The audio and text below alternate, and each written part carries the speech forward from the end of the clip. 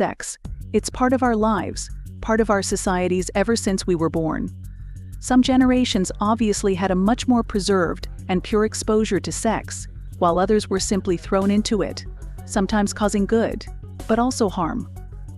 I'm one of the harmed ones, as my soul was corrupted by the deranged and explicit world of online pornography before I was even 10 years old. I managed to have a healthy sexual life, although I never felt like it was enough. Like many men, I felt like I wasn't good enough to have as many sexual partners as I craved, or more accurately, thought I craved. I was, just like most humans on this earth, and probably the 3 people who will watch this video, just looking for peace. Although I'm still too young to proclaim that I've found it, I came across a beautiful set of beliefs that helped guide me towards some kind of peace. These beliefs were, interestingly enough, in opposition to everything I had been confronted with so far. These beliefs fall under a movement called antisexism, or the opposition or hostility towards sexual behavior and sexuality. In this video, I'll walk you through the non-religious origins of these beliefs, how they relate to the internet, and how they can help with the different problems you may face. I want to make it clear that I'm not trying to convince you to stop all sexual activities altogether. Rather, I'm encouraging you to see the benefits of restraint, not cutting, but restraining. Philosophy. Although most of the philosophical thinkers mentioned have their beliefs rooted in Christianity, they still differ from the original belief system, mainly in the way they explain themselves, their origins, and so forth. Kant, for example, had a usual view of sexual activity through a teleological and moral lens, mainly condemning non-procreative sexual acts. He believed that sex was morally permissible only within heterosexual marriage. On the other hand, he also argued that sexual activity causes humans to objectify one another as a means of gratification rather than seeing sex as a means to an end. The love for the person becomes an object of appetite that we chase, rather than focusing on our own inherent self-worth.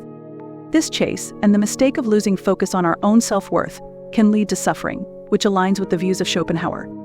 Schopenhauer believed that sexual desire leads to suffering. He advocated for asceticism, a lifestyle characterized by abstinence from sensual pleasure, often for the purpose of pursuing spiritual or philosophical goals. Schopenhauer also believed that sexual desire was linked with the will to live, which is a recurring concept in his beliefs. This will to live is essentially an irrational force that drives all living beings to perpetuate existence. Blending this with previous concepts, we can summarize his beliefs as: sex is a cycle of desire and dissatisfaction. But this process is not isolated, it affects society as a whole. One could argue that if society is impacted, there may be an influence of some kind of power structure. This is what Foucault was thinking. He argued that, since the 18th century, people's sexual activities have been increasingly regulated and controlled by institutions. More interestingly, he rejected the belief that sexuality had been repressed. He argued that societies were so obsessed with sexuality and analyzing it that they sought to either repress or control it. The current relevance of the movement. The pursuit of validation and pleasure. In today's world, multiple aspects of the anti-sex beliefs, whether they are religious or not, are visible. The cycle of desire and dissatisfaction, for example, could be portrayed for both men and women. Men, for example, follow the same continuous tries of sexual partners again and again, and will either feel discouraged because they get rejected, or feel a void because they lack true connection. Women, on the other hand, could feel the same way as they try to get what is shown to them as being the ideal men, but can't necessarily get it, or will get it, and end up dissatisfied. The objectifying of men and women, which Kant talked about, is indeed existing for both men and women, but accelerate itself with technology.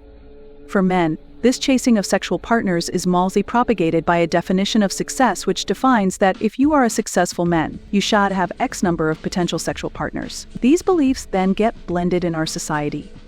NoFap and pornography, linked with anti-sex movement. For me, the main point of this video was actually to talk about porn. You might ask, why are you speaking about this now? The video is almost over.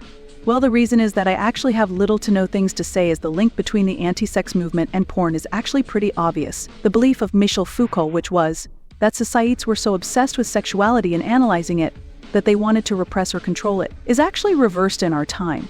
Sexuality is boosted, encouraged, and desacralized beasts. We are still as obsessed as we were before. The anti-sex movement is therefore not the norm, but the resistance movement, and the power structures that are influencing it are, or could be in the near future, megacore.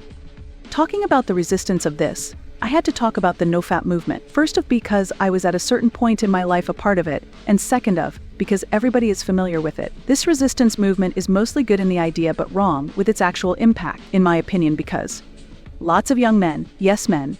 Very few women will join it. Would actually do it in order to gain attraction or momentum with the female gaze, which is completely stupid. Let's be frank. The people that are thinking this way are basically chasing sex with less sex, which will result in the same cycle we talked about. While a good sex movement will start off by acknowledge the desire and focus on analyzing it, admitting it, just go beyond. Conclusion. With all of this in mind, you might wonder, how can this help you? Well, let me tell you how it helped me first, and you will determine on your own the impact on your life. It's just a random video made by a channel with subscribers. Tough. When I learned about all of these beliefs, I realized how much of a sexual normie I was. I was pursuing activities I didn't like. Talking to Paul, I found boring for the single point of maximizing my chances of having a sexual intercourse. Not only objectifying Paul on the way, but also denying my right to say no. I was sexually craving, but I wanted a certain body count. Why? For the sake of it. Realizing how stupid it is to think this way allowed me to free my mind. I still have sexual intercourses with women I find attractive and which I like talking to. I won't go out to clubs or drink alcohol or smoke puffs or cigarettes just to get a one-night stand. The boundaries are all set. And I'm a free human, just like you ought to be.